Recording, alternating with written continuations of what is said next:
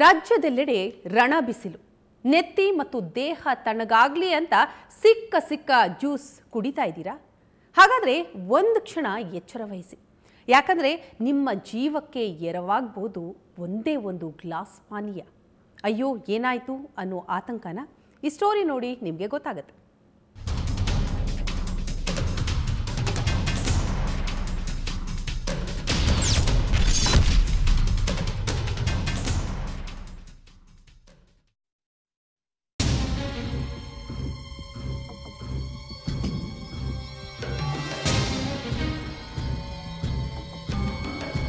ಬಿಸಿಲಿನಾಡು ಯಾದಗಿರಿ ಜಿಲ್ಲೆಯಲ್ಲಿ ದಿನೇ ದಿನೇ ಬಿಸಿಲಿನ ತಾಪ ಜಾಸ್ತಿಯಾಗಿದೆ.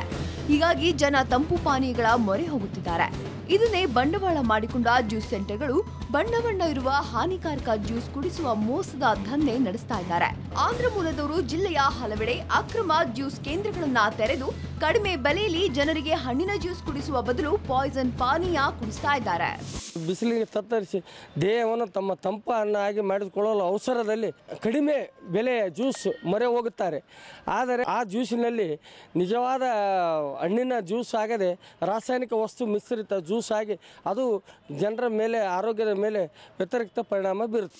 ಯಾದಗಿರಿ, ಶಹಾಪುರ, ಸುರಪುರ ಹಾಗೂ ಹಲವೆಡೆ 5 ರಿಂದ 10 ರೂಪಾಯಿಗೆ ಹಣ್ಣಿನ ಜ್ಯೂಸ್ ಮಾರಾಟ ಮಾಡ್ತಾ ಇದ್ದಾರೆ. ಕೆಮಿಕಲ್ ಮಿಶ್ರಿತ ಜ್ಯೂಸ್ ಅನ್ನ ಜನ ಸೇವನೆ ಮಾಡೋದ್ರಿಂದ ಮಾರಕ ಕ್ಯಾನ್ಸರ್ ಸೇರಿ ವಿವಿಧ ಗಂಭೀರ ಕಾಯಿಲೆಗೆ ತುತ್ತಾಗಲಿದ್ದಾರೆ. ಆಹಾರ ಸುರಕ್ಷತೆ ಮತ್ತು ಗುಣಮಟ್ಟ ಪ್ರಾಧಿಕಾರದ ಅಧಿಕಾರಿಗಳು ದಾಳಿ ಮಾಡಿದಾಗ ಆಘಾತಕಾರಿ ಜ್ಯೂಸ್ ಕೇಂದ್ರಗಳ ಅಸಲಿ ಬಣ್ಣ ಬಯಲಾಗಿದೆ. ಒಂದು ಆ್ಯಪಲ್ ನಿಮಗೆ 25 ರೂಪಾಯಿ ಇರುತ್ತೆ. ಆ್ಯಪಲ್ ಜ್ಯೂಸ್ ನಿಮ್ಗೆ 5 ರೂಪಾಯಿ ಯಾವ ಥರ ಕೊಡ್ಬೋದು ಅವರು? ಪೈನಾಪಲ್ ಕೂಡ ಅಷ್ಟೇ. ಪೈನಾಪಲ್ ಸೀಸನ್ ಇಲ್ಲ, ಸೀಸನ್ ಬರ್ತವೆ. ಮ್ಯಾಂಗೋಸ್ ಕೂಡ ಆ ಥರ ಆರ್ಟಿಫಿಷಿಯಲ್ ರೈಪ್ನಿಂಗ್ ಅಂದರೆ ಹಣ್ಣು ಮಾಡಿಬಿಟ್ಟು ಅಂಥವೇ ಮಾಡ್ತಾ ಇದ್ದಾರೆ. So this are all it should be ban. ಅದು ಬ್ಯಾನ್ ಇದೆ. ನಾವು ಅದನ್ನು ಸ್ಟ್ರಿಕ್ಟಾಗಿ ನೋಡ್ತಾ ಇದ್ದೀವಿ. ಫುಡ್ ಸೇಫ್ಟಿ ಆ್ಯಕ್ಟಲ್ಲಿ ಯಾವ ಥರ ಪ್ರೊಸೀಜರ್ ಇದೆ ಆ ಥರ ಪ್ರೊಸೀಜರ್ ಫಾಲೋ ಮಾಡಿಬಿಟ್ಟು will take A very strict action on that. ಒಟ್ನಲ್ಲಿ ಜ್ಯೂಸ್ ಅಂತ ಡೇಂಜರ್ ಕೆಮಿಕಲ್ ಮಿಶ್ರಿತ ಜ್ಯೂಸ್ ಮಾರೋ ಸೆಂಟರ್ಗಳಿಗೆ ಕಡಿವಾಣ ಹಾಕಬೇಕಿದೆ. ಅಲ್ಲದೆ ಮಾರುಕಟ್ಟೆಯಲ್ಲಿ ಸಿಗುವ ಬಣ್ಣದ ಜ್ಯೂಸ್ ಕುಡಿಯುವ ಮುನ್ನ ಜನ ಕೂಡ ಎಚ್ಚೆತ್ತುಕೊಳ್ಳಬೇಕಾಗಿದೆ. ಯಾದಗಿರಿಯಿಂದ ಕ್ಯಾಮರಾಮನ್ ರಫೀಕ್ ಜೊತೆ ಶರಣಯ್ಯ ಹಿರೇಮಠ್, ಸುವರ್ಣ ನ್ಯೂಸ್. ನಿಜಕ್ಕೂ ಕಮ್ಮಿ ದುಡ್ಡು ಅಂತ ಹೇಳಿ ವಿಷವನ್ನೇ ಅಲ್ಲಿ ಕುಡಿಸ್ತಾ ಇರುವಂಥದ್ದು ನಿಜಕ್ಕೂ ಎಂತಹ ವಿಪರ್ಯಾಸ. ಈ ಬಗ್ಗೆ ಮತ್ತಷ್ಟು ಮಾಹಿತಿಯನ್ನು ಕೊಡೋದಕ್ಕೆ ನಮ್ಮ ರಿಪೋರ್ಟರ್ ಶರಣಯ್ಯ ಹಿರೇಮಠ್ ನೇರ ಸಂಪರ್ಕದಲ್ಲಿರ್ತಾರೆ. ಎಸ್ ಶರಣಯ್ಯ, ಏನು ಬಿಸಿಲು ಅಂತ ಹೇಳಿ ಜ್ಯೂಸ್ನ ಮೊರೆ ಹೋದರೂ ಕೂಡ ಇಂತಹ ಅನಾಹುತಗಳು ಆಗ್ತಾ ಇರುವಂಥದ್ದು, ಕಮ್ಮಿ ದುಡ್ಡಿಗೆ ವಿಷವನ್ನೇ ಕೊಡ್ತಾ ಇರುವಂಥದ್ದು. ಸೊ ಆಹಾರ ಸುರಕ್ಷತೆ ಮತ್ತು ಗುಣಮಟ್ಟ ಪ್ರಾಧಿಕಾರದ ಅಧಿಕಾರಿಗಳು ದಾಳಿ ಮಾಡಿದಂತಹ ಸಂದರ್ಭದಲ್ಲಿ ಅವರಿಗೆ ಕಂಡದ್ದೇನು? ಹೌದು ವೀಣಾ, ಆಯಾ ಋತುಮಾನಕ್ಕೆ ಅನುಗುಣವಾಗಿ ಜನರ ಅವಶ್ಯಕತೆಗಳು ಬದಲಾಗ್ತವೆ. ಈ ಜನರ ಬದಲಾದ ಅವಶ್ಯಕತೆಗಳನ್ನೇ ಬಂಡವಾಳ ಮಾಡಿಕೊಳ್ಳುವಂತಹ ಕೆಲವು ಜನಗಳು, ಆ ಜನರು ಏನನ್ನು ಬೇಡಿಕೆ ಇಡ್ತಾರೆ, ಏನನ್ನು ಜನ ಬಯಸ್ತಿರ್ತಾರೆ ಅಂಥದ್ದನ್ನು ನಕಲಿ ರೂಪದಲ್ಲಿ ಅಂದರೆ ಕಡಿಮೆ ಬೆಲೆಗೆ ಅದನ್ನು ಕೊಡುವ ಮೂಲಕ, ಡುಪ್ಲಿಕೇಟನ್ನು ಕೊಡುವ ಮೂಲಕ ಜನರ ಆರೋಗ್ಯವನ್ನು ಕೂಡ ಕಾಳಜಿ ವಹಿಸಲಾರದೆ ಮಾಡುವಂಥದ್ದು. ಇದು ಈಗಿನ ಕಾಲ ಅಂದರೆ ತೀರಾ ಬೇಸಿಗೆ ಕಾಲ, ಸುಮಾರು 42 ಡಿಗ್ರಿ ಸೆಲ್ಸಿಯಸ್ ಬಿಸಿಲು ಹೈದರಾಬಾದ್ ಕರ್ನಾಟಕದಲ್ಲಿ ಕಂಡು ಬರ್ತಾ ಇದೆ. ಜನ ಅತ್ಯಂತ ತಂಪು ಪಾನೀಯಗಳಿಗೆ ಹೆಚ್ಚಾಗಿ ಮೊರೆ ಹೋಗ್ತಾ ಇರುವುದು ಕಂಡು ಬರ್ತಾ ಇದೆ. ಇದನ್ನೇ ಬಂಡವಾಳ ಮಾಡಿಕೊಳ್ಳುವಂತಹ ಜನಗಳು ಯಾದಗಿರಿನಲ್ಲಿ ಕಂಡು ಬಂದಿರುವಂಥದ್ದು. ಸುಮಾರು 4-5 ಜ್ಯೂಸ್ ಸೆಂಟರ್ಗಳ ಮೇಲೆ ಆಹಾರ ಸುರಕ್ಷತೆ ಮತ್ತು ಗುಣಮಟ್ಟ ಇಲಾಖೆ ಅಧಿಕಾರಿಗಳು ದಾಳಿ ನಡೆಸಿದಾಗ ಕಂಡು ಬಂದಿರುವಂಥದ್ದು. ಅಲ್ಲಿ ಹಣ್ಣಿನ ಜ್ಯೂಸ್ಗಳನ್ನು ಕೊಡ್ತೀವಿ ಅಂತ ಬೋರ್ಡ್ಗಳನ್ನು ಹಾಕಿರ್ತಾರೆ, ಬಗೆಯ ಹಣ್ಣುಗಳ ಭಾವಚಿತ್ರಗಳನ್ನು ಅಂಟಿಸಿರ್ತಾರೆ. ಆದರೆ ಅಲ್ಲಿ ಗ್ರಾಹಕರಿಗೆ ಕೊಡ್ತಾ ಇರುವುದು ಹಣ್ಣಿನ ಜ್ಯೂಸ್ಗಳಲ್ಲ, ನೈಸರ್ಗಿಕ ರೂಪದ ಹಣ್ಣಿನ ಜ್ಯೂಸ್ಗಳ ಬದಲಾಗಿ ರಾಸಾಯನಿಕ ವಸ್ತುಗಳನ್ನು ಮಿಶ್ರಣ ಮಾಡಿ ಅಲ್ಲಿ ಜ್ಯೂಸ್ಗಳನ್ನು ತಯಾರು ಮಾಡಲಾಗ್ತಾ ಇತ್ತು. ಐಸ್ ಒಂದನ್ನು ಬಿಟ್ಟರೆ ಅಂದರೆ ಜನ ಯಾವ ಹಣ್ಣನ್ನು ಕೇಳ್ತಾರೆ, ಆ್ಯಪಲ್ ಬೇಕಾದರೆ ಆ್ಯಪಲ್ ಫ್ಲೇವರನ್ನು ಅಲ್ಲಿ ಯೂಸ್ ಮಾಡ್ತಾಯಿದ್ರು, ಇನ್ನು ಮೋಸಂಬಿ ಬೇಕಾದರೆ ಆ ಫ್ಲೇವರನ್ನು ಯೂಸ್ ಮಾಡ್ತಾಯಿದ್ರು, ನಿಂಬೆ ಬೇಕಾದರೆ ಆ ಫ್ಲೇವರನ್ನು ಯೂಸ್ ಮಾಡ್ತಾಯಿದ್ರು. ಹೀಗೆ ಫ್ಲೇವರ್ಗಳನ್ನು ಬದಲಾಯಿಸ್ಕೊಳ್ತಾ ಇದ್ರು. ಮತ್ತು ಆಯಾ ಹಣ್ಣಿನ ಜ್ಯೂಸ್ಗಳ ಬೇಡಿಕೆಗೆ ತಕ್ಕಂತೆ ಬಣ್ಣಗಳನ್ನು ಬದಲಾಯಿಸ್ತಾ ಇದ್ರು. ಹಾಗಾದರೆ ಆ ಬಣ್ಣಗಳು ಕೂಡ ಆ ಕೆಮಿಕಲ್ ಬಣ್ಣದ ಪುಡಿಗಳನ್ನು ಅವರು ಯೂಸ್ ಮಾಡ್ತಾಯಿದ್ರು, ಹಣ್ಣುಗಳನ್ನು ಯೂಸ್ ಮಾಡ್ತಾ ಇರಲಿಲ್ಲ. ಇನ್ನು ಬಹುತೇಕ ಎಲ್ಲ ಜ್ಯೂಸ್ಗಳಲ್ಲಿ ರುಚಿಗಾಗಿ ಸಕ್ಕರೆಯನ್ನು ಬಳಕೆ ಮಾಡುವಂಥದ್ದು ಕಾಮನ್, ಆದರೆ ಇವರು ಸಕ್ಕರೆ ಕೂಡ ಬಳಕೆ ಮಾಡ್ತಾ ಇರಲಿಲ್ಲ. ಸಕ್ಕರೆಯ ಬದಲಾಗಿ ಸ್ಯಾಕ್ರಿನ್ ಅನ್ನುವಂತಹ ಒಂದು ಕೆಮಿಕಲನ್ನು ಯೂಸ್ ಮಾಡ್ತಿದ್ರು. ಇದು ಅತ್ಯಂತ ಅಪಾಯಕಾರಿ. ಅಧಿಕಾರಿಗಳು ಹೇಳುವ ಪ್ರಕಾರ ಇದೊಂದು ಸ್ಲೋ ಪಾಯ್ಸನ್ ಆಗಿ ಕೆಲಸ ಮಾಡುವಂಥದ್ದು.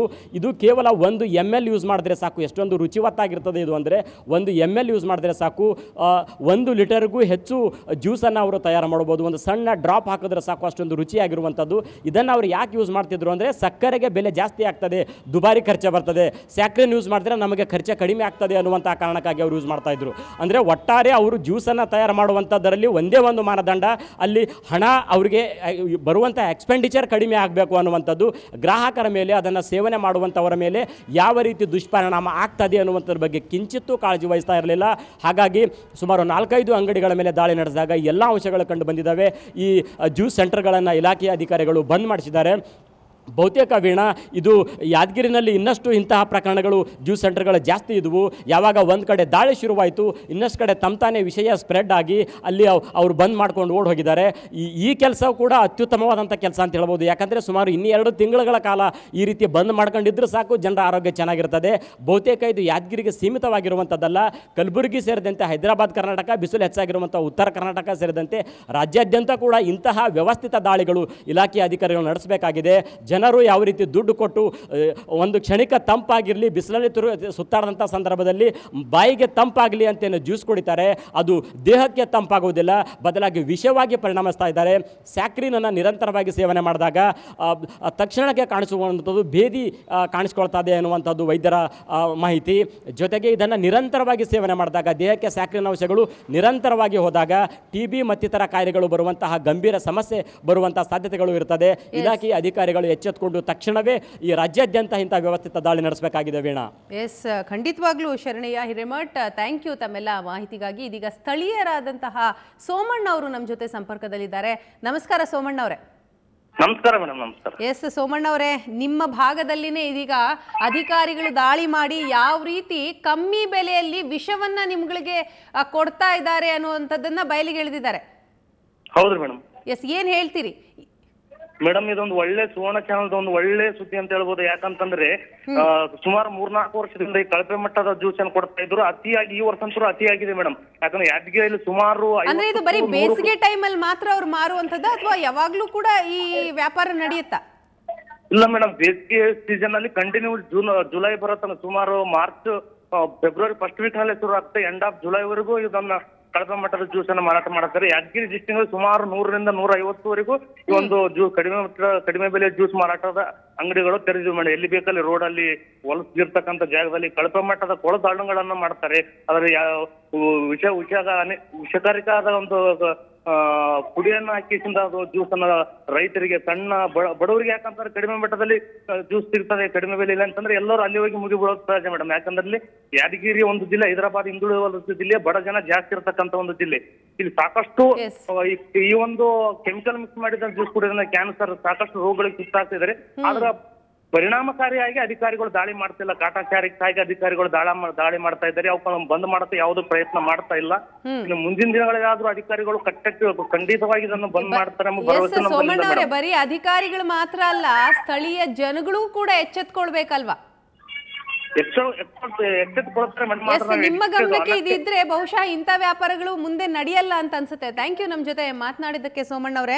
ಎಸ್, ಇದೀಗ ಆಹಾರ ತಜ್ಞರಾದಂತಹ ರಘು ಅವರು ನಮ್ಮ ಜೊತೆ ಸಂಪರ್ಕದಲ್ಲಿದ್ದಾರೆ. ನಮಸ್ಕಾರ ರಘು ಅವರೇ. ನಮಸ್ಕಾರ ರಘು ಅವರೇ, ಈಗ ಯಾದಗಿರಿ ಮತ್ತೆ ಸುತ್ತಮುತ್ತಲ ಭಾಗದಲ್ಲೆಲ್ಲ ಈಗ ಅಧಿಕಾರಿಗಳು ದಾಳಿ ಮಾಡಿ ಕಡಿಮೆ ಬೆಲೆಗೆ ಜ್ಯೂಸ್ ಅಂತ ಹೇಳಿ ರಾಸಾಯನಿಕಗಳನ್ನ ಬಳಸಿ ಅಲ್ಲಿ ವಿಷವನ್ನೇನೆ ಜನರಿಗೆ ಕೊಡ್ತಾ ಇರುವಂತದ್ದು.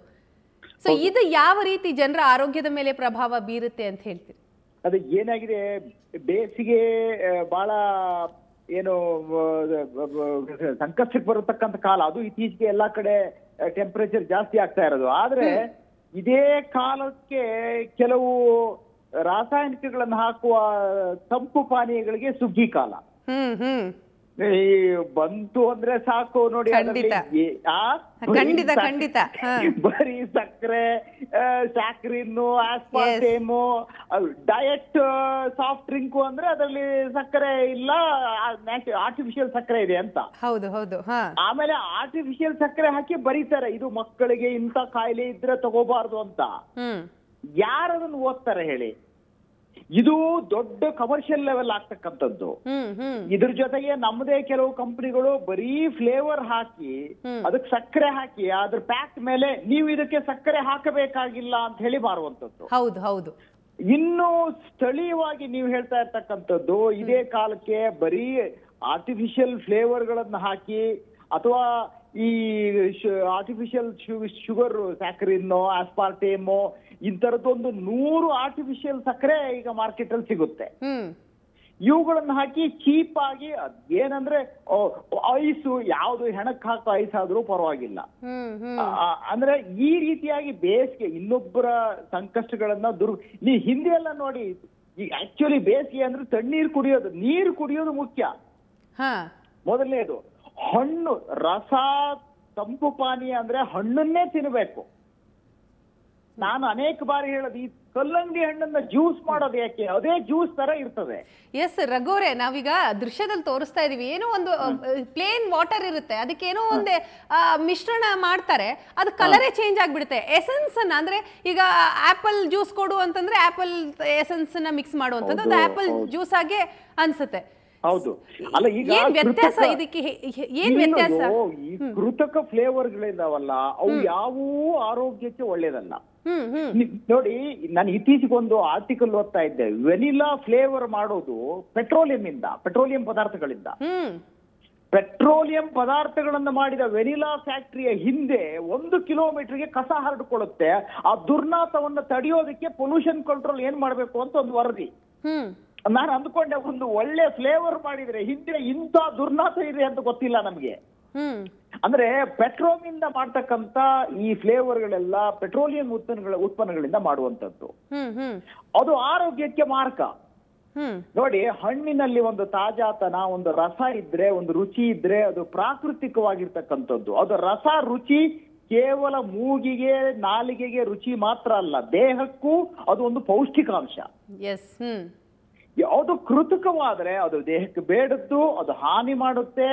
ಆಮೇಲೆ ನಿಮ್ಗೆ ಕೃತಕ ಸಕ್ಕರೆ ಹಾಕಿದ್ರೆ ಬ್ರೈನ್ ಏನ್ ಮಾಡುತ್ತೆ ಅಂತ ಹೇಳಿದ್ರೆ, ಈ ಎನರ್ಜಿ ಇದರಿಂದ ನನಗೆ ಇಷ್ಟು ಶಕ್ತಿ, ಈ ಸಕ್ಕರೆ ರುಚಿಯಿಂದ ಇಷ್ಟು ಶಕ್ತಿ ಬರಬೇಕು ಅಂತ ದೇಹಕ್ಕೊಂದು ಅನುಭವ ಇದೆ. ಅಷ್ಟು ಶಕ್ತಿ ಸಿಕ್ತೇ ಇದ್ದಾಗ ನಮ್ಮನ್ನ ಇನ್ನಷ್ಟು ತಿನ್ನುವ ಹಾಗೆ ಮಾಡ್ತದೆ. ಇದು brain will take revenge on us ಅಂತ ಹೇಳುವಂಥದ್ದು. ಸೊ ಆಮೇಲೆ ಈ ಕೃತಕ ಬಣ್ಣ ಮತ್ತೆ ಫ್ಲೇವರ್ಗಳಿದಾವಲ್ಲ, ಇವೆಲ್ಲವೂ ಮಾರಕ. ಬೇಸಿಗೆಗಾಲದಲ್ಲಿ ಹಣ್ಣು ತಿನ್ನೋದು ತುಂಬಾ ಒಳ್ಳೇದು, ಅದ್ಭುತವಾಗಿ ಬೇಸಿಗೆಗಾಲಕ್ಕೆ. ಈಗ ಎಲ್ಲಾ ಕಾಲದಲ್ಲೂ ಎಲ್ಲಾ ಹಣ್ಣು ಸಿಗ್ತವೆ, ಅದು ಬೇರೆ ವಿಷಯ. ಆದ್ರೆ ಹಿಂದೆ ಎಲ್ಲ ನೀವು ಬೇಸಿಗೆ ಅಂತ ಹೇಳಿದ್ರೆ ಕಲ್ಲಂಗಡಿ, ಕರ್ಬೂಜ ಇಂಥ ಒಳ್ಳೊಳ್ಳೆ ಕಿತ್ತಲೆ ಅವು ಎಷ್ಟು ಚೆನ್ನಾಗಿ ಬರ್ತಾ ಇದ್ವಿ. ಆ ಹಣ್ಣುಗಳನ್ನು ಸವಿಬೇಕು. ಅಂದ್ರೆ ಜ್ಯೂಸ್ಗಳಿಗೆ ಮೊರೆ ಹೋಗ್ಬಾರ್ದು, ತಾಜಾ ಸಿಗುವಂತ ಹಣ್ಣುಗಳನ್ನೇ ತಿಂದ್ರೆ ಸಾಕು ಅಂತ. ಥ್ಯಾಂಕ್ ಯು ರಘು ಅವರೇ, ನಮ್ಮ ಜೊತೆ ಇಷ್ಟೊತ್ತು ಕೂಡ ಮಾತನಾಡಿದ್ದಕ್ಕಾಗಿ.